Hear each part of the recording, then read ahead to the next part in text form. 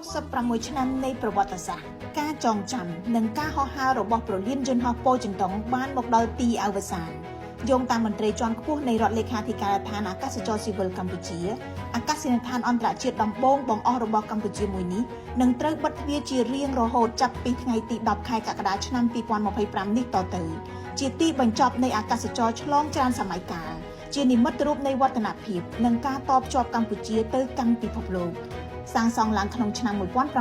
1957និងបានបើកដំណើរការនៅឆ្នាំ1959ប្រលានយន្តហោះប៉ូចិនតុងបានវិវត្តខ្លួនជាលំដាប់ក្លាយទៅជានិមិត្តរូបអាកាសចរជាតិលាតសន្ធឹងលើផ្ទៃដី400ហិកតានិងត្រូវបានប្តូរឈ្មោះទៅជាអាកាសយានដ្ឋានអន្តរជាតិភ្នំពេញនៅខែមករាឆ្នាំ2003ជាកន្លែងដែលកំដរប្រទេសកម្ពុជាឆ្លងកាត់ស្ទើរគ្រប់សម័យកាលពីយុគមាសនៃសម័យសង្គមរាស្ត្រនិយមដល់ថ្ងៃដងងងឹតសូន្យសងនៃភ្លើងសង្គ្រាមរហូតដល់ការងើបឡើងវិញជាប្រទេសមួយដែលពិភពលោកទទួលស្គាល់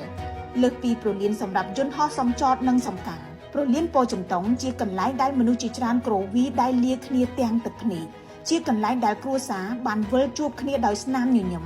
ហើយក៏ជាទីដែលប្រទេសកម្ពុជាបានស្វាគមន៍ជាមួយនឹងក្តីសង្ឃឹមលើកដំបូងបន្ទាប់ពីភាពឯការាប់ទសវត្សរ៍ដោយសារតែសង្គ្រាមហែកហួរផ្ទៃក្នុងដ៏រ៉ាំរ៉ៃជាងមួយខែទៀតប៉ុណ្ណោះជើងហោះហើរទាំងអស់នឹងត្រូវប្តូរពីប្រលានប៉ូចិនតុងទៅអាកាសយានដ្ឋានអន្តរជាតិភ្នំពេញថ្មីដ៏ស៊ីវិល័យតម្លៃជាង$1000 លានអាមេរិកនិងស្ថិតនៅចម្ងាយ20គីឡូម៉ែត្រភាគខាងត្បូងនៃរាជធានីភ្នំពេញ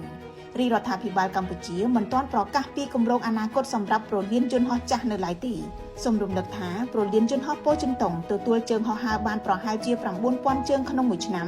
ឬស្មើនឹងអ្នកដំណើរជាង1លាននាក់បើទោះបីជាយន្តហោះនឹងឈប់ចុះចតនៅទីលាននេះក៏ដោយក៏អនុស្សាវរីយ៍66ឆ្នាំនឹងស្ថិតនៅក្នុងការចងចាំលាហើយប្រលានយន្តហោះប៉ូចិនតុងនឹងស្វាគមន៍អាកាសយានដ្ឋានអន្តរជាតិថ្មីនិមិត្តរូបថ្មីរបស់កម្ពុជា